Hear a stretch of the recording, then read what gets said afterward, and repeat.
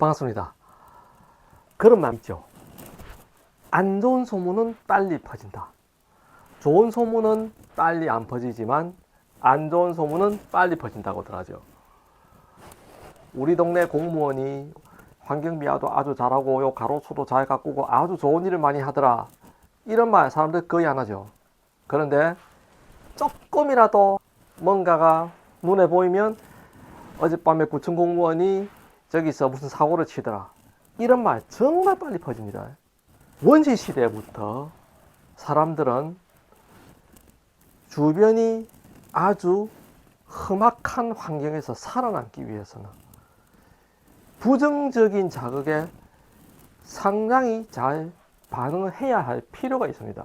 일단 주변에는 호랑이나 늑대 같은 맹수들도 있고 독충들도 있고 독초들도 있고 생존에 필요한 주의력을 반드시 갖춰야 하죠. 하니까 상당히 부정적인 자극에는 민감합니다. 부정적인 자극에 긍정적인 자극보다 더 민감하기 때문에 부정적인 소문은 빨리 퍼진다 하는 말도 있죠. 사실 그것도 일리 있습니다. 그런데 우리 몸의 자율신경을 관찰을 해보면 자율신경이 교감신경과 부교감신경이 있는데, 일단 교감신경은 말 그대로 흥분했을 때 관여하는 신경이다 이렇게 생각하면 됩니다. 자, 흥분했을 때 반응, 심장박동 빨라지죠, 눈동자 커지죠, 호흡 가빠집니다, 소화 안 됩니다. 자, 한마디로 놀랬을 때 인체는 자연스럽게 이런 반응이 나옵니다. 부정적인 자극이 사람의 눈에 띄면 반드시 이런 교감신경 반응이 정확하게 나타납니다. 산에 갔다가 곰을 만났습니다. 어떻게 될까요? 곰을 만났는데 아, 곰이구나 하면서 태어난 사람 없죠. 이런 경우에 이 교감신경의 반응 그대로 나타납니다. 그럼 부교감신경은 반대로 생각하면 되겠죠. 심리적으로 편안하다거나 게으른 상태거나 하면 부교감신경이 우위에 있다 생각하면 됩니다. 교감신경과 부교감신경은 항상 기량적으로 작용하기 때문에 교감신경이 많이 작용할 때는 부교감신경은 상대적으로 적게 작용하고, 부교감신경이 많이 작용하면 교감신경은 상대적으로 적게 작용한다 이렇게 생각하시면 됩니다.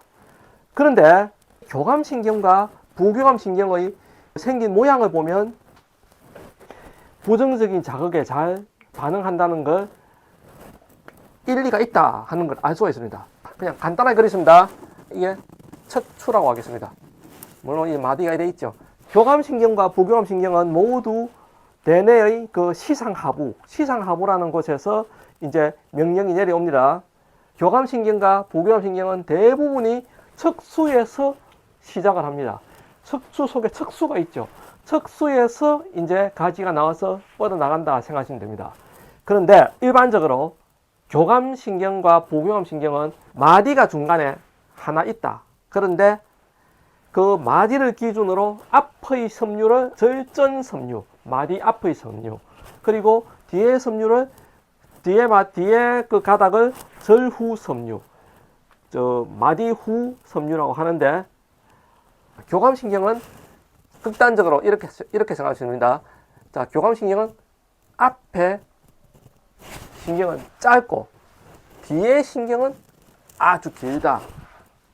그리고 부교감신경은 반대입니다.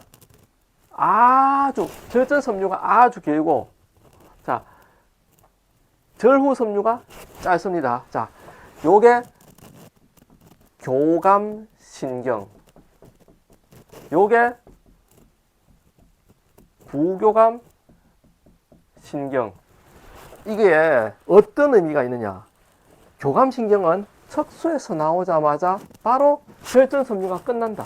그러면 여기서 시작해서 이 절후섬유가 여러 개가 이렇게 뻗어나갈 수 있다 하는 겁니다. 그러니까 교감신경은 주로 우리 몸의 각종 내장 근육에 모두 분포를 한다 생각하면 됩니다. 당연히 심장이 괜히 두근거리는 게 아니겠죠. 교감신경의 전달에 의해서 심장이 자극을 받습니다. 위 마찬가지입니다. 소화액이 괜히 분비가 안 되는 게 아닙니다. 교감신경이 이렇게 길기 때문에 하나의 저혈전 섬유를 가지고 여러 장기에 분포가 가능하다는 겁니다.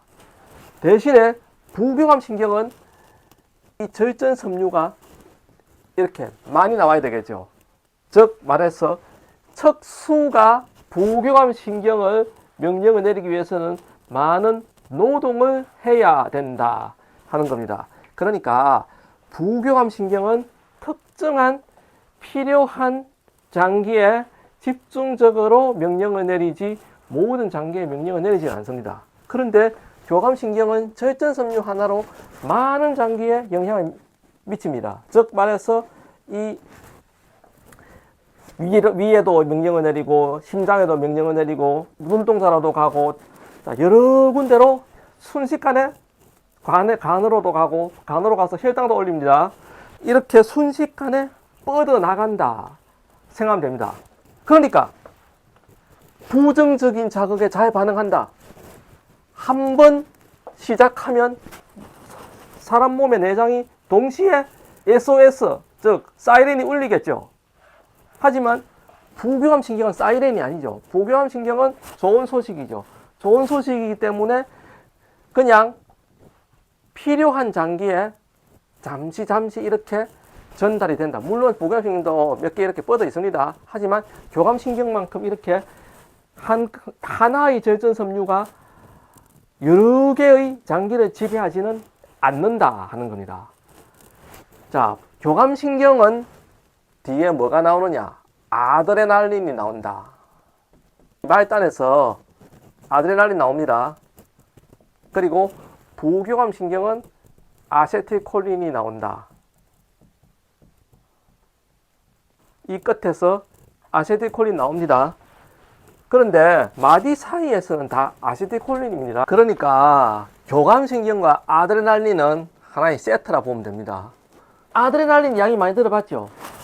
아드레날린은 부정적인 자극에 대체로 부정적인 자극에 반응하는 호르몬이다 생각하시면 되고, 부교감신경은 긍정적인 자극, 부정적이지 않은 자극에 관계하는 호르몬이다 생각하시면 됩니다. 그리고 장기에서 아드레날린이 분비가 되는 데가 있는데, 그게 뭐냐 하면 부신입니다. 부신이 뭐냐 하면 콩팥이 신장이죠. 콩팥 위에 자그마하게 달려있는 하나의 작은 장기인데, 부신 피질과 부신 수질이 있는데, 피질은 껍데기라 생각하시면 되고 수질은 안에 이제 내용물이라고 생각하시면 되는데, 부신 수질이 아드레날린을 분비합니다. 그런데 부신 수질은 어떻게 되어 있느냐? 부신에 교감신경의 저혈전 섬유가 바로 연결이 됩니다. 그러면 여기서 저혈전 섬유가 바로 연결이 돼서 아세틸콜린을, 요 마디는 아세틸콜린입니다. 아세틸콜린을 분비를 하면 수질에서 아드레날린을 분비를 한다 생각하시면 됩니다. 그러면 이 부신은 어떤 구조냐? 말하자면 교감신경의 저루 섬유가 패키지 돼 가지고 그 속에 빡빡하게 들어있다. 밀도 있게 접혀져 들어있는 게 부신 수질이라 생각하시면 되는데, 왜 이렇게 되느냐? 이건 부신 수질에서 나오는 아드레날린이 바로 혈액 속으로 들어간다는 겁니다. 그렇게 혈액 속으로 들어가서 온몸을 긴장 상태로 만든다는 거죠. 우리가 부정적인 자극이 들어옵니다. 깜짝 놀랍니다. 놀랐는데 머리로 생각할 시간 별로 없죠. 몸이 빨리 반응해야죠. 그렇기 때문에 이런 시스템을 만들어 놨다 생각하시면 됩니다. 백혈구는 과립구와 림프구가 있는데 이렇게 생각하시면 됩니다. 과립구, 교감신경, 아드레날린이 한 팀입니다. 림프구, 부교감신경, 아세틸콜린이 한 팀입니다. 과립구는 아주 난폭한 세포입니다. 즉 세균이 들어오면 바로 잡아먹어 버립니다. 이것들은 깡패입니다. 깡패. 우리 몸의 깡패라고 보면 됩니다. 이런 과립구가 너무 많으면 세균만 공격하는 게 아니라 온 몸에 있는 다른 세포들을 공격을 합니다. 대표적인 질환이 역류식도염이 있는데 과립구가 위와 식도의 육모세포들을 무차별적으로 공격을 하기 때문에 염증이 생기는 거죠. 역시 흥분 상태의 교감신경이 많이 관여한다 생각하시면 됩니다. 이렇게 되는 이유가 뭐냐? 안 놀래도 이래 많이 됩니다.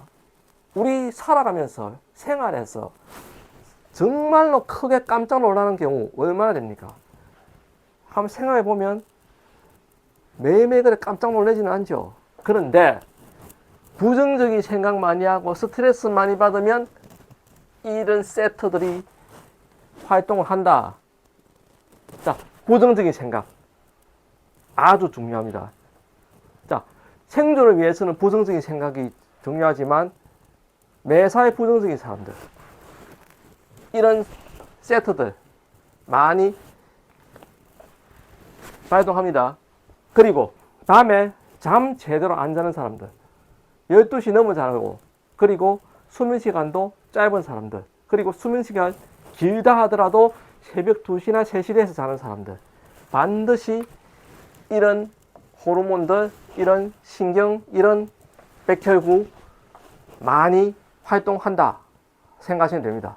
그러니까 절대로 늦게 자지 말고 잠도 충분히 자고 그리고 부정적인 생각 하지 마세요. 또 시작하면서 이야기를 했는데 안 좋은 소문 많이 퍼지죠. 남 뒷담화 하지 마세요. 절대로.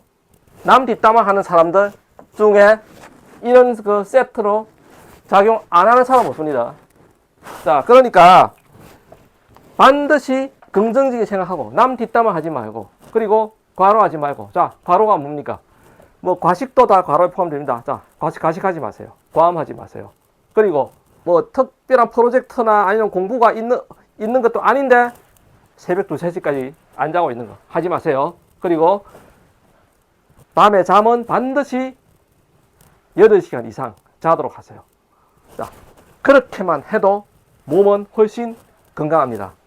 이번 시간에는 이 자율신경계를 중심으로 말씀을 드렸습니다. 감사합니다.